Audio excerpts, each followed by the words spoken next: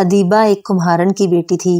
اس کی ماں دن بھر مٹی گارا بنا کر، اس کے برتن وغیرہ بنا کر شہر میں لے جا کر بیچتی، اور اس سے جو کچھ ملتا وہ مشکل گھر کا گزارا ہوتا تھا۔ ادیبہ کو اس کام سے بڑی چڑ تھی۔ وہ چونکہ بے حد خوبصورت تھی، اس لیے لوگ اسے شہزادی ادیبہ کہہ کر پکارتے تھے، اور جب لوگ اسے شہزادی کے نام سے پکارتے تو اس کی گردن غرور سے تن جاتی۔ وہ خود کو واقعی سچ مچ کی شہزادی سمجھنے لگتی۔ ماں سے زبردستی پیسے لے کر وہ اچھے سے اچھا لباس پہنتی تاکہ لوگ اس کی شان میں کوئی فرق نہ محسوس کریں اور اسے سچ مچ شہزادی ہی سمجھیں۔ اس لیے وہ مٹی گارے سے دور ہی رہتی تھی اور اکثر ماں کو سمجھاتی کہ وہ اس قدر گندا کام نہ کریں اور چین اور سکون سے زندگی گزارے۔ وہ خود کو صرف نام کی ہی نہیں، سچ مچ کی ہی شہزادی سمجھتی تھی۔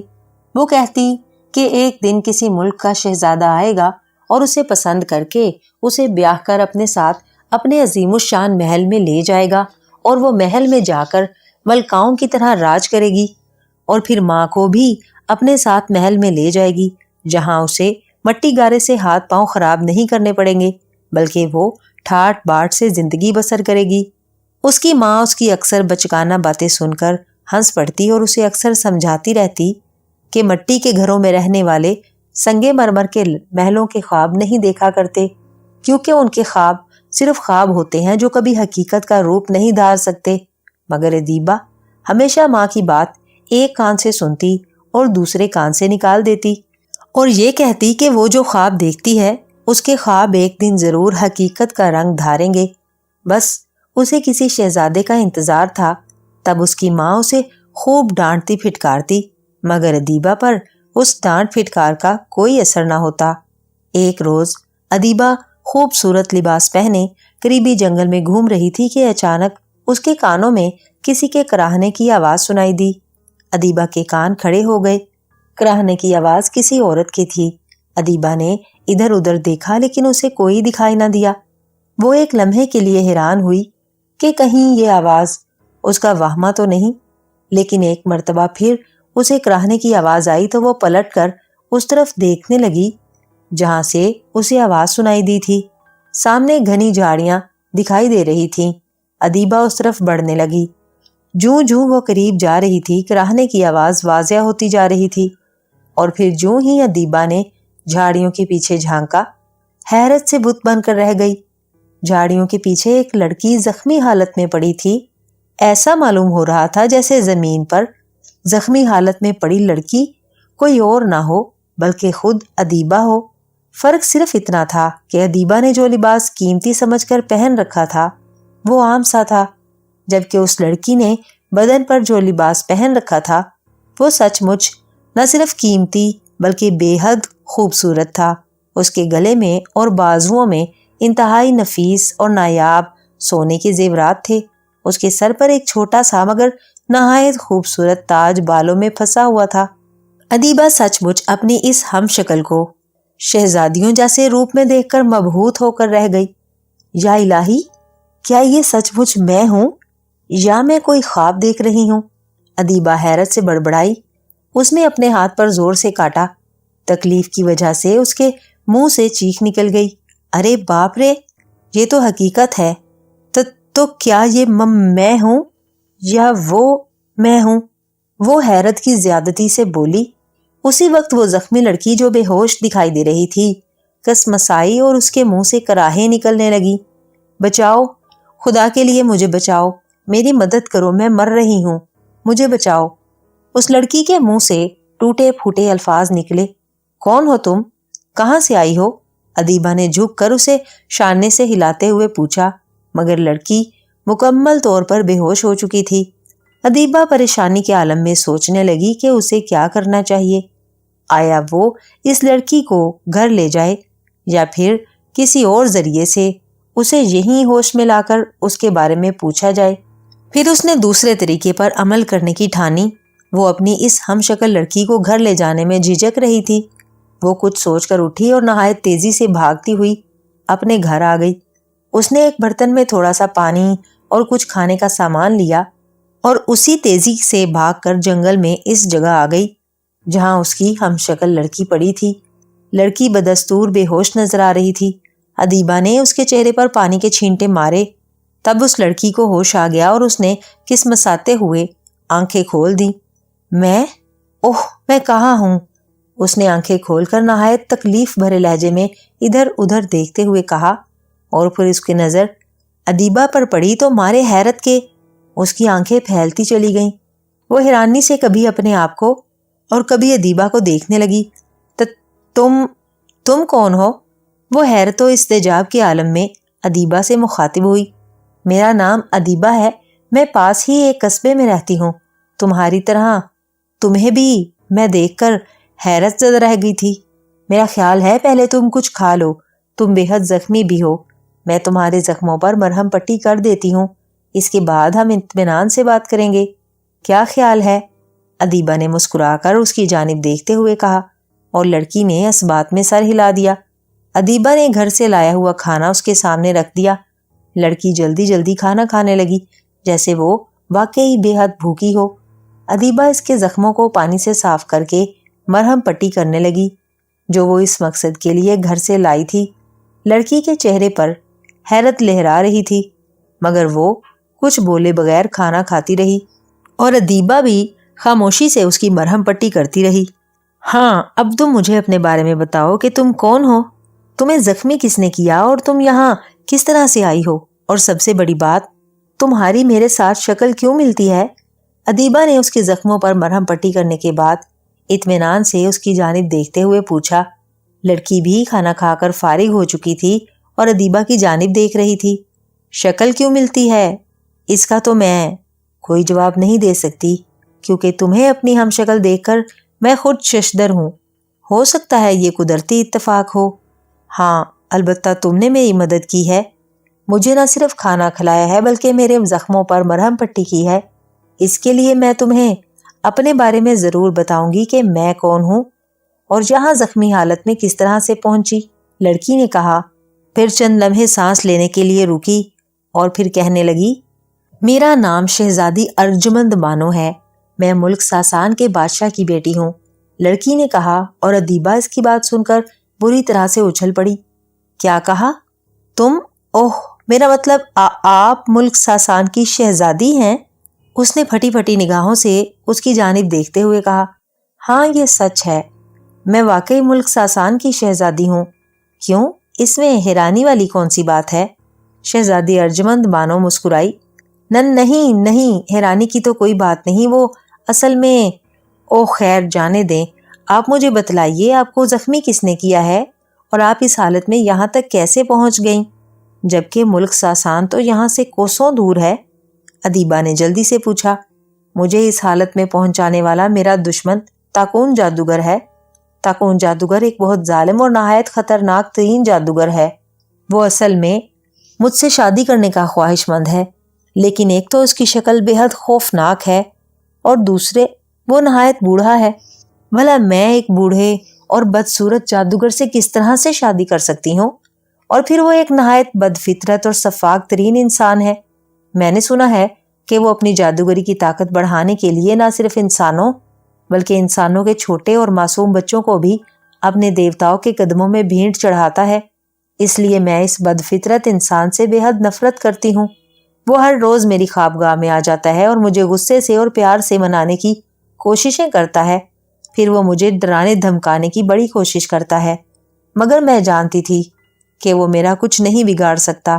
اچھی لڑکی، اصل میں مجھے پریوں کے دیس کا ایک پریزاد شہزادہ پسند کرتا ہے، میں بھی اسے پسند کرتی ہوں۔ ہم دونوں نے فیصلہ کر رکھا ہے کہ ہم کسی اور کے ساتھ شادی ہرگز نہیں کریں گے۔ اس بات کا علم تاکون جادوگر کو بھی ہے۔ وہ پریزاد شہزادے ساہون سے خار کھاتا ہے، مگر اپنے کسی جادو کے اصول کے تحت اسے اس بات کی اجازت نہیں کہ وہ پرستان کے باسیوں کے خلاف کسی قسم کا کوئی قدم اٹھائے یا کسی پری یا پریزاد کو نقصان پہنچانے کی کوشش کرے۔ شہزادہ ساہون نے میری حفاظت کے لیے اپنی ایک خاص طلسمی انگوٹھی مجھے دے رکھی ہے، جس کی وجہ سے تاکون جادوگر جرت نہیں کرتا کہ وہ مجھے کسی قسم کا کوئی گزند پہنچائے۔ اس انگوٹھی میں یہ خاصیت بھی ہے کہ میں جو چاہوں روپ بدل سکتی ہوں۔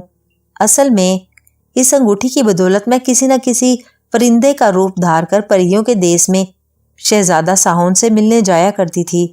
بہرحال ایک روز مجھے شہزادہ ساہون کے ایک طلسمی پرندے نے اطلاع دی کہ شہزادہ ساہون بے حد بیمار ہے۔ اس کی بیماری کا سن کر میں بڑی پریشان ہوئی۔ میں نے فوراً طلسمی انگوٹھی پہن کر اپنا روپ بدلا اور شہزادہ ساہون کو دیکھنے کے لیے ایک چڑیا بن کر پریوں کے دیس کی جانب اڑنے لگی۔ شہزادہ ساہون کی بیماری کا تاکون جادوگر کو بھی علم ہو چکا تھا۔ وہ جانتا تھا کہ شہزادہ ساہون بیمار ہے اور وہ میری مدد کو کسی بھی صورت میں نہیں آ سکتا۔ یہ سوچ کر وہ ایک عقاب کے روپ میں میرے پیچھے لگ گیا۔ میرے قریب پہنچ کر اس نے مجھے اپنے پنجوں میں دبوچنا چاہا۔ اتنے بڑے عقاب کو دیکھ کر میں ڈر گئی اور تیزی سے دوسری طرف اڑنے لگی، مگر عقاب بار بار مجھ پر جھپٹ رہا تھا۔ کئی بار میں اس کے پنجوں میں آتے آتے بچی۔ اس نے تیز دھار پنجوں نے مجھے زخمی کر ڈالا۔ مجھے اپنی موت یقینی نظر آ رہی تھی۔ میں ایک چڑیا کے روپ میں تھی، اس لیے فضا میں اپنا روپ نہیں بدل سکتی تھی، اس لیے میرا زمین پر آنا بہت ضروری تھا۔ میں نے سوچا کہ اگر میں نے اپنا روپ نہ بدلا تو یہ عقاب مجھے ہرگز زندہ نہیں چھوڑے گا۔ یہ سوچ کر میں نے غوطہ لگایا اور کسی طرح اس عقاب سے بچتی بچاتی زمین پر آ گئی اور ان جھاڑیوں میں آ کر چھپ گئی، اور میں نے اپنا اصل روپ اختیار کر لیا۔ پرندے کے روپ میں مجھے اپنے زخموں کا اتنا احساس نہیں ہوا تھا، مگر انسانی روپ میں آتے ہی مجھے شدید تکلیف کا احساس ہوا۔ میرے زخموں سے خون رس رہا تھا۔ مجھ میں اتنی ہمت نہیں تھی کہ تاکون جادوگر کے خوف سے ان جھاڑیوں کے پیچھے سے نکلتی۔ میں یہیں پڑے پڑے بے ہوش ہو گئی۔ اس کے بعد کیا ہوا یہ تم مجھ سے بہتر جانتی ہو۔ شہزادی ارجمند بانو یہ کہہ کر خاموش ہو گئی۔ او حیرت انگیز، انتہائی تعجب انگیز، بڑی عجیب و غریب کہانی ہے آپ کی شہزادی صاحبہ۔ آپ ایک انسان ہو کر ایک پری ذات شہزادے سے محبت کرتی ہیں، اب آپ کیا کریں گی؟ اور وہ جادوگر یہاں پھر آ گیا تو؟ ادیبہ نے پریشان نگاہوں سے اوپر دیکھتے ہوئے کہا، جیسے اسے شک ہو مبادا تاکون جادوگر اسے ہی شہزادی ارجمند سمجھ کر نہ لے جائے۔ گھبراؤ نہیں، تاکون جادوگر میری تلاش سے مایوس ہو کر واپس جا چکا ہے۔ وہ اگر یہاں آیا تو اس طلسمی انگوٹھی کی وجہ سے مجھے فوراً پتہ چل جائے گا۔ شہزادی ارجمند بانو نے اسے تسلی دیتے ہوئے کہا، نہیں نہیں شہزادی صاحبہ، یہ بات نہیں، میں تو آپ کے بارے میں پریشان ہو رہی تھی۔ بہرحال آپ نے بتلایا نہیں اب آپ کا کیا ارادہ ہے۔ آپ کے زخموں میں نے مرہم پٹی تو کر دی ہے، مگر ابھی آپ کے زخم ایسے نہیں کہ آپ چل پھر سکیں۔ کیا اب آپ پھر کسی پرندے کا روپ دھار کر واپس اپنے ملک جائیں گی؟ ادیبہ نے جلدی سے سنبھلتے ہوئے کہا، ہاں میں ایک پرندے کا روپ دھاروں گی، مگر اب میں اپنے وطن نہیں جاؤں گی، بلکہ میں تاکون جادوگر کے محل میں جاؤں گی، اور جب تک میں تاکون جادوگر کو ہلاک نہیں کر دیتی اس وقت تک نہ میں اپنے ملک جاؤں گی اور نہ ہی شہزادہ ساہون سے ملوں گی۔ شہزادی ارجمند بانو نے سوچتے ہوئے فیصلہ کن لہجے میں کہا، کیا کہا؟ آپ تاکون جادوگر کو ہلاک کریں گی؟ مگر کیسے؟ آپ تو کہہ رہی ہیں کہ وہ نہایت خطرناک اور ظالم ترین انسان ہے۔ ادیبہ نے چونک کر اس کی جانب دیکھتے ہوئے کہا، ہاں یہ ٹھیک ہے، مگر اب اس جادوگر کا خاتمہ بہت ضروری ہو گیا ہے، کیونکہ اگر اس کا خاتمہ نہ کیا گیا تو یہ میرے لیے اسی طرح سے عذاب بنا رہے گا، اور مجھے طلسمی انگوٹھی سے علم ہوا ہے کہ اس ظالم جادوگر نے شہزادہ ساہون کو نقصان پہنچانے کے لیے اپنے دیوتا سے اجازت لے لی ہے۔ اب وہ کسی بھوت غار میں بیٹھا شہزادہ ساہون کو نقصان پہنچانے کے لیے کوئی جادوئی پتلا بنا رہا ہے، اور جس روز وہ شہزادے کا طلسمی پتلا بنانے میں کامیاب ہو گیا وہ اس پتلے کو آگ میں جلا کر بھسم کر دے گا۔ پتلے کے جلتے ہی شہزادہ ساہون جہاں ہوگا اور جس حال میں ہوگا جل کر وہیں ہلاک ہو جائے گا، لیکن میں ایسا نہیں ہونے دوں گی۔ میں شہزادے کے طلسمی پتلے کو ہرگز نہیں بننے دوں گی۔ اس سے پہلے کہ تاکون جادوگر شہزادے کا پتلا بنا کر اسے نقصان پہنچانے کی کوشش کرے، میں اسے ہمیشہ کے لیے موت کی نیند سلا دوں گی۔ شہزادی ارجمند بانو کے لہجے میں چٹانوں کی سی سختی تھی۔ اور اگر اس جادوگر نے آپ کو نقصان پہنچانے کی کوشش کی تو؟ ادیبہ نے اس کی جانب پرتشویش نظروں سے دیکھتے ہوئے کہا، نہیں، وہ مجھے نقصان نہیں پہنچا سکتا۔ اگر تم میرا ساتھ دینے کے لیے رضامند ہو جاؤ تو میں نہایت آسانی سے اس جادوگر کو مار سکتی ہوں۔ شہزادی ارجمند بانو نے ادیبہ کی جانب دیکھتے ہوئے کہا، میں بھلا آپ کی کیا مدد کر سکتی ہوں؟ ادیبہ چونکی तुम अगर मेरी जगह ले लो, यानी मेरी जगह तुम शहजादी अर्जुमंद बानो बन जाओ, तो ताकून जादूगर के फरिश्ते भी ना जान सकेंगे कि तुम असली नहीं नकली शहजादी हो, क्योंकि तुम्हारी और मेरी सूरत में जरा सा भी फर्क नहीं है। कद काठ, नाक नक्शा, हम मुकम्मल तौर पर दो जिस्म एक रूप हैं। तुम मेरी जगह लेकर ताकून जादूगर को शादी का झांसा दे सकती हो, वो तुम्हें अपने साथ ले जाएगा और मैं किसी छोटे से परिंदे के रूप में तुम्हारे साथ रहूंगी। असल में उस जादूगर की जान एक सुनहरी चमगादड़ में है जो भूतगार में कहीं छुपी हुई है। उस भूतगार तक पहुंचना मुश्किल ही नहीं, नामुमकिन भी है। ताकून जादूगर ने उस गार की हिफाजत के लिए नहायत खौफनाक इंतजामात कर रखे हैं। एक मामूली सी चूंटी भी ताकून जादूगर की निगाहों में आए बगैर इस भूतगार में दाखिल नहीं हो सकती। लेकिन मुझे यकीन है कि मैं या तुम उसे शादी का झांसा दे दें तो वो हर हाल में हमें अपनी इस भूतगार में ले जाएगा। एक बार अगर मैं भूतगार में दाखिल हो गई तो मेरे लिए उस सुनहरी चमगादड़ को तलाश कर लेना और उसे हलाक करना जरा भी मुश्किल ना होगा। शहजादी अर्जुमंद बानो कहती चली गई और अदीबा उसकी बात सुनकर सोच में पड़ गई। कुछ देर वो सोचती रही, फिर एक गहरी सांस लेकर कहने लगी, ठीक है शहजादी साहिबा, मैं आपकी मदद करने के लिए तैयार हूँ। मेरी अरसा से यही ख्वाहिश थी कि मैं भी काश किसी मुल्क की शहजादी होती और मैं भी किसी मुल्क पर राज करती। ये मेरी खुशकिस्मती है कि मैं आपको अपने रूप में बल्कि एक शहजादी के रूप में देख रही हूँ। एक तो शक्ल की मुशाबिहत, दूसरे मेरा इंसानी फ़र्ज़ बनता है कि मैं आपकी मदद करूँ।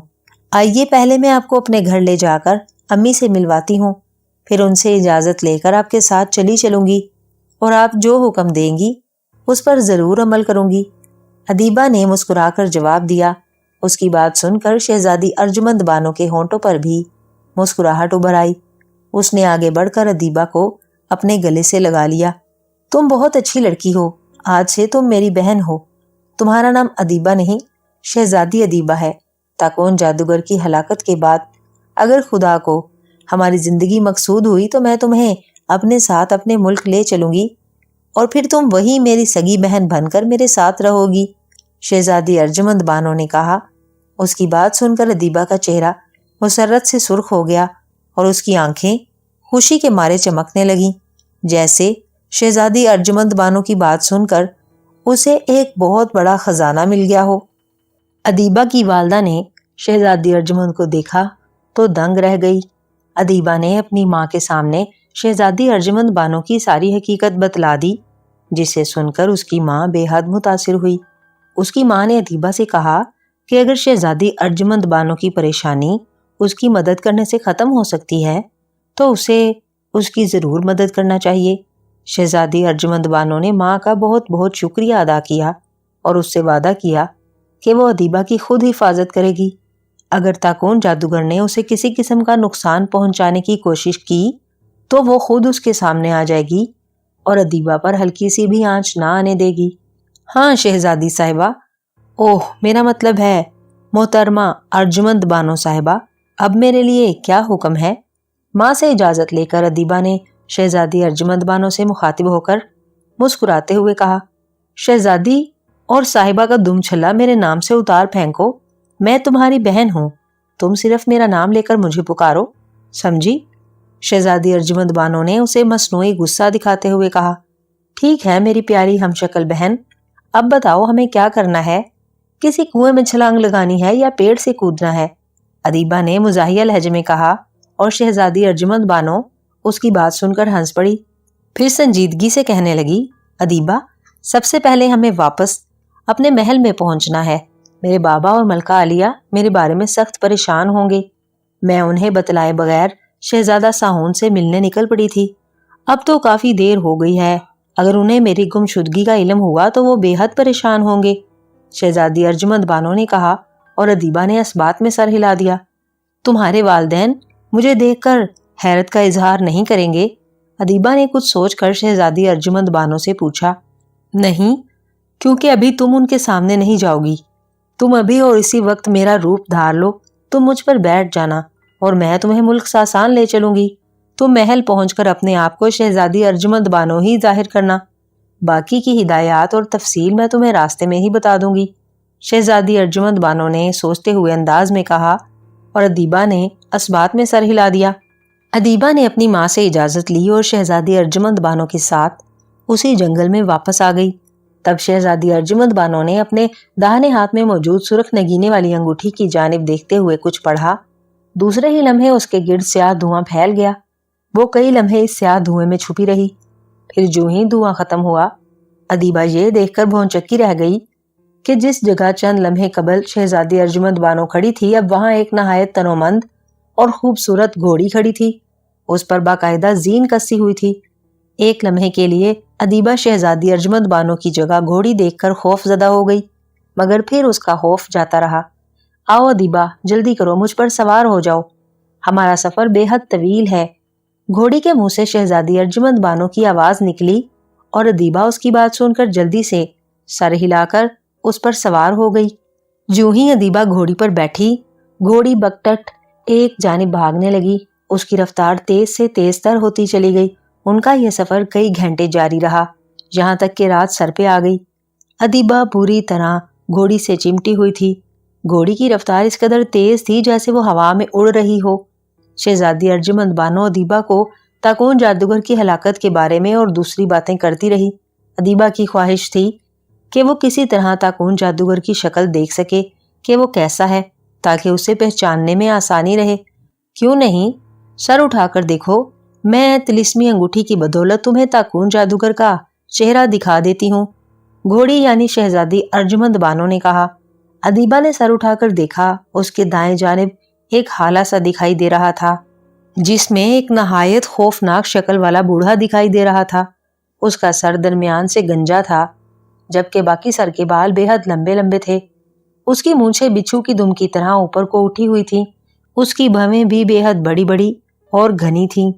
ओह वाकई, ये तो नहायत बूढ़ा और खौफनाक शक्ल वाला जादूगर है, अदीबा ने कहा।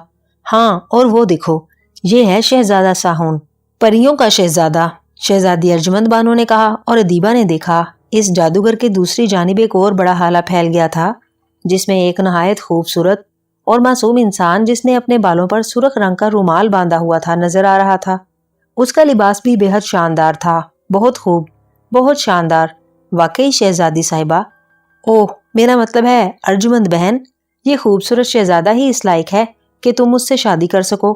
अब तो मेरे जिस्म में और कुव्वत पैदा हो गई है कि मैं इस बदसूरत बूढ़े को तुम्हारे रास्ते से हटा दूं और इस खूबसूरत शहजादे से तुम्हारी शादी करा सकूं, अदीबा ने कहा। और शहजादी अर्जुमंद बानो हंस पड़ी। ओह ओह, अचानक शहजादी अर्जुमंद बानो के मुंह से शदीद परेशानी के आलम में निकला। क्या हुआ, अदीबा ने जल्दी से पूछा। अदीबा बहन, ताकून जादूगर को गालबन हमारी हकीकत का इल्म हो गया है। मुझे तिलिस्मी अंगूठी ने बतलाया है कि वो एक तिलिस्मी गोले के सामने बैठा न सिर्फ हमें देख रहा है बल्कि हमारी बातें भी सुन रहा है। शहजादी अर्जुमंद बानो ने नहायत परेशान लहजे में कहा। ओह, ये तुम क्या कह रही हो? अदीबा भी इसकी बात सुनकर परेशान हो गई।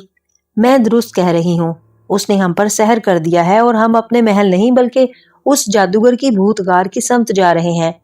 मैं रुकने की हर मुमकिन कोशिश कर रही हूँ, लेकिन मेरे कदम मेरा साथ नहीं दे रहे, शहजादी अर्जुमंद बानो ने नहायत परेशान लहजे में कहा। और खौफ से अदीबा का चेहरा धुआं होने लगा। शहजादी अर्जुमंद की रफ्तार इंतहाई हद तक तेज हो गई और वो रास्ता बदलकर दूसरी जानिब भागने लगी।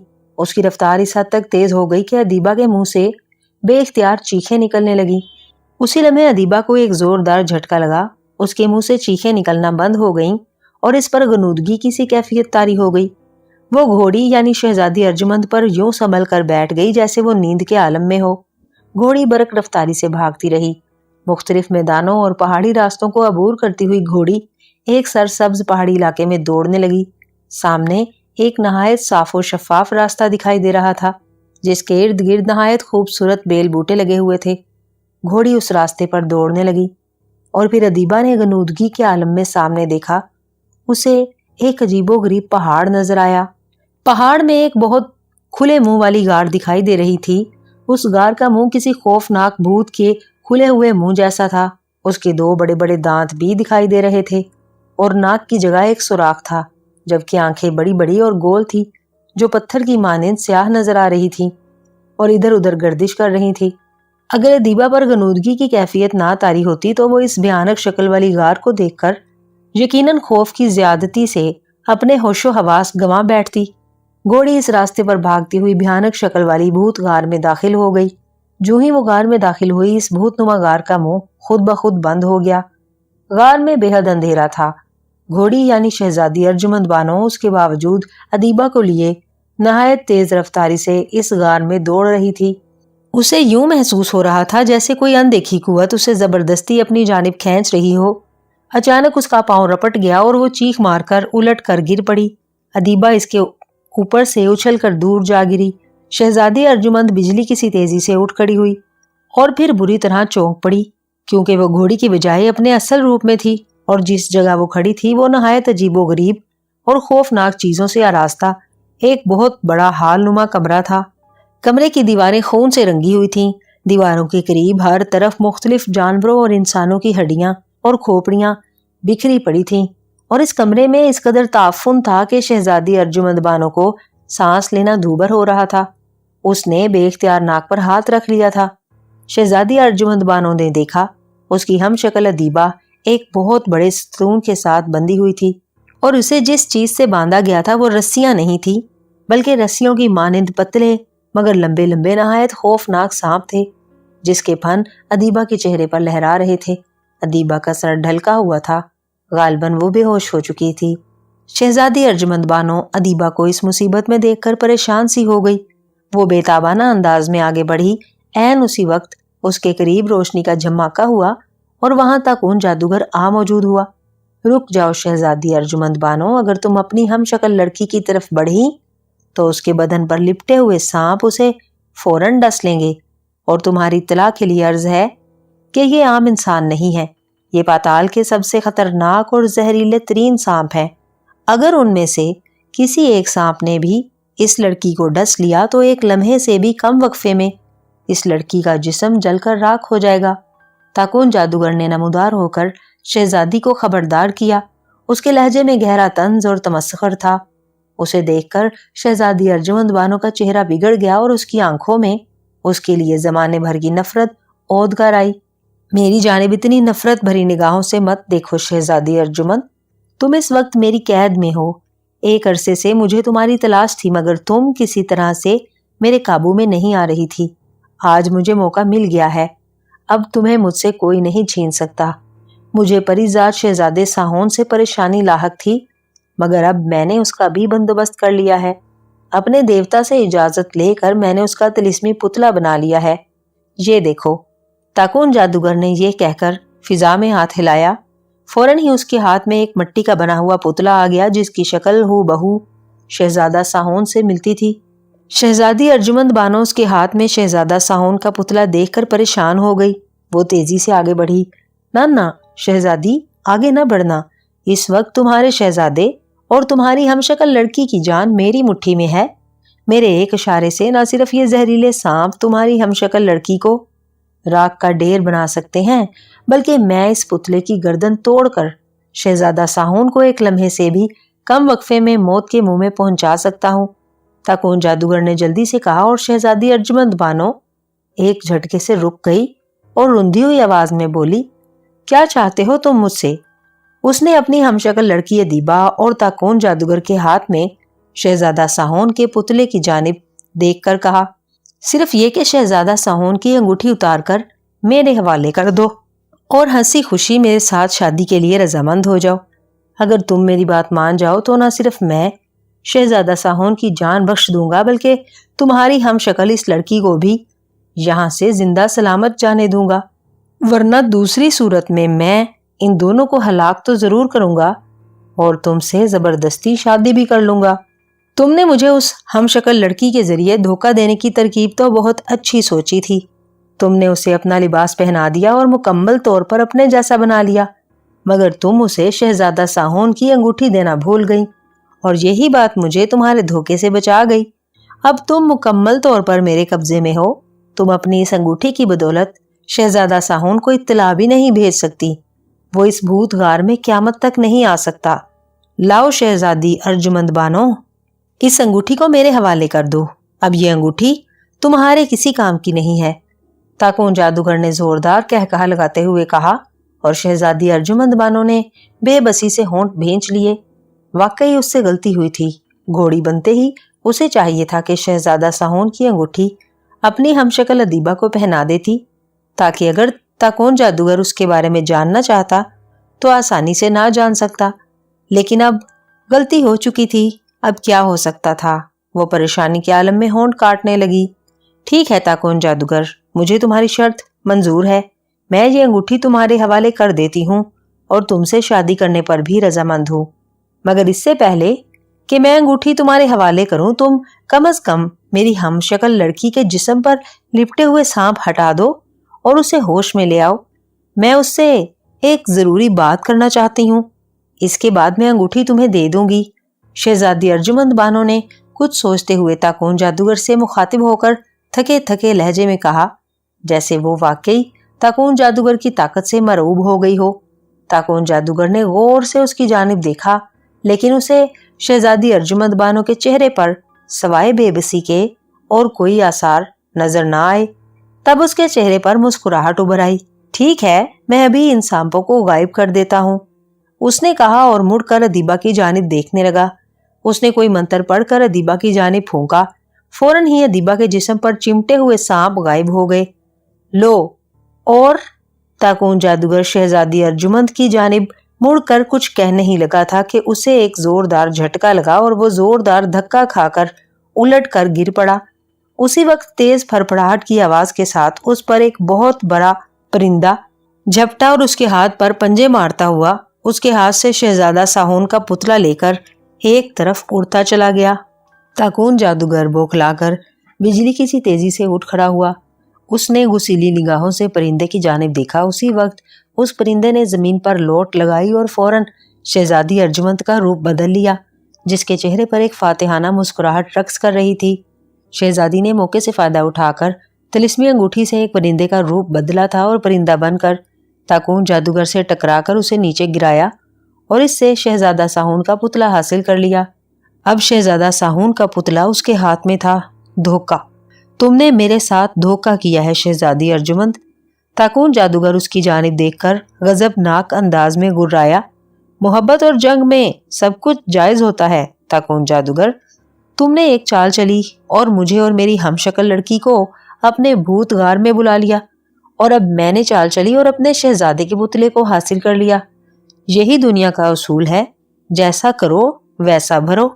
शहजादी अर्जुमंद बानो हंसी। इसके लिए तुम्हें बहुत बड़ा खुमियाजा भुगतना पड़ेगा चालाक शहजादी।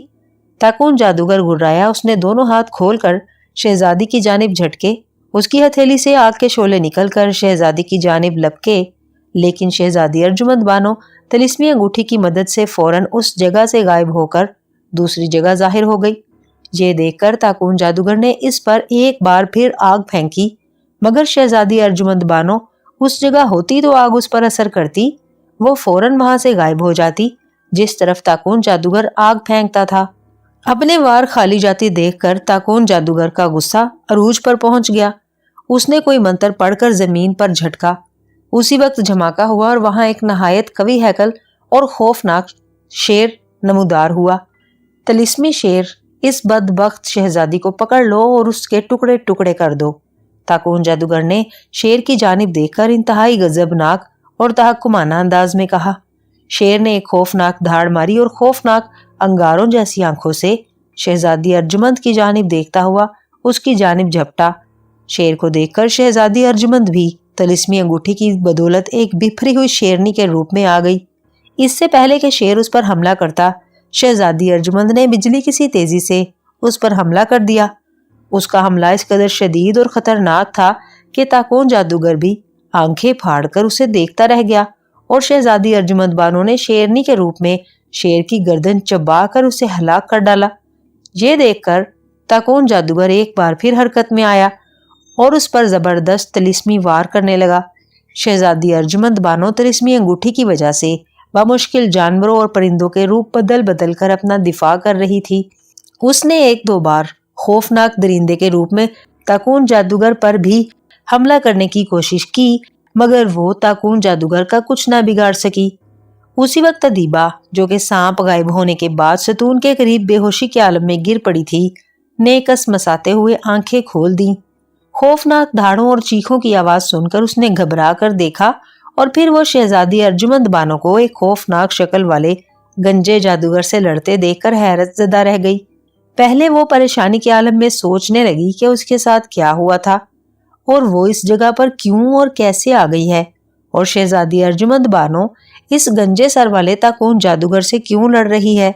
लेकिन उसे कुछ समझ ना आया। तब वो सर झटक कर शहजादी अर्जुमंद बानो और गंजे सर वाले ताकून जादूगर की लड़ाई देखने लगी। और फिर उसने देखा ताकून जादूगर ने जादू के जोर से शहजादी अर्जुमंद बानो को अपने शिकंजे में कस लिया। उसने एक हाथ से शहजादी अर्जुमंद बानो की गर्दन पकड़ ली और दूसरा हाथ फिजा में घुमाकर एक तलवार हासिल की और इस अंदाज में हाथ उठाया जैसे वो एक झटके से शहजादी अर्जुमंद बानो की गर्दन काट देना चाहता हो। ये देखकर अदीबा के बदन में जैसे बिजली सी दौड़ गई हो। वो तेजी से उठी और बरक रफ्तारी से चीखती हुई ताकून जादूगर की जानिब दौड़ी। उसकी चीख सुनकर ताकून जादूगर चौंक कर उसकी जानिब देखने लगा, मगर इससे पहले कि वो कुछ समझता, अदीबा उसके करीब पहुंच गई और उसने एक हाथ से उसके बाल पकड़ लिए और दूसरे हाथ से जोर जोर से उसकी कमर में मुक्के मारने लगी। ताकून जादूगर के मुंह से एक जोरदार चीख निकल गई और न सिर्फ उसके हाथ से तलवार छूट गई, बल्कि शहजादी अर्जुमंद बानो की गर्दन पर से भी उसकी गिरफ्त ढीली पड़ गई। शहजादी अर्जुमंद बानो ने एक झटके से उससे तड़प कर अपनी गर्दन छुड़वा ली। बहुत खूब अदीबा, बहुत खूब, अच्छे मौके पर तुमने मेरी मदद की है। इस बदबख्त के बाल मत छोड़ना। इसकी तिलिस्मी कुव्वतों का राज इसके बालों में है। जब तक इसके बाल तुम्हारी मुट्ठी में रहेंगे, ये हमारे खिलाफ कुछ नहीं कर सकेगा। तुम उसके बाल पकड़े रखो, मैं इस सुनहरी चमगादड़ को तलाश करती हूँ जिसमें इस बदबख्त की जान है। शहजादी अर्जुमंद बानो ने चीख कर कहा और अदीबा ने असबात में सर हिला दिया। वो दोनों हाथों से ताकून जादूगर के बाल मुट्ठियों में लेकर खींचने लगी। ताकून जादूगर की चीखें उसके कानों के पर्दे फाड़ रही थीं। शहजादी अर्जुमंद बानो ने फौरन एक उकाब का रूप धारा और फड़फड़ाती हुई उड़ गई। अच्छी लड़की, मुझे छोड़ दो, मुझे छोड़ दो, मैं तुम्हें माला माल कर दूंगा, मैं तुम्हें इस दुनिया की सबसे बड़ी मलका बना दूंगा। मेरे बाल छोड़ दो मेरे बाल। ताकून जादूगर अदीबा की मिन्नतें करने लगा, लेकिन अदीबा ने उसके बाल ना छोड़े। वो जानती थी कि ये जादूगर झूठ बोल रहा है। अगर उसने उसके बाल छोड़ दिए तो वो उसे यकीनन मार डालेगा।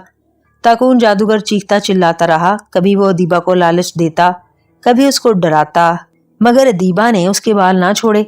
यहाँ तक कि शहजादी अर्जुमंद बानो उकाब के रूप में एक सुनहरी रंग की चमगादड़ पंजों में दबोचे हुए वहां पहुंच गई।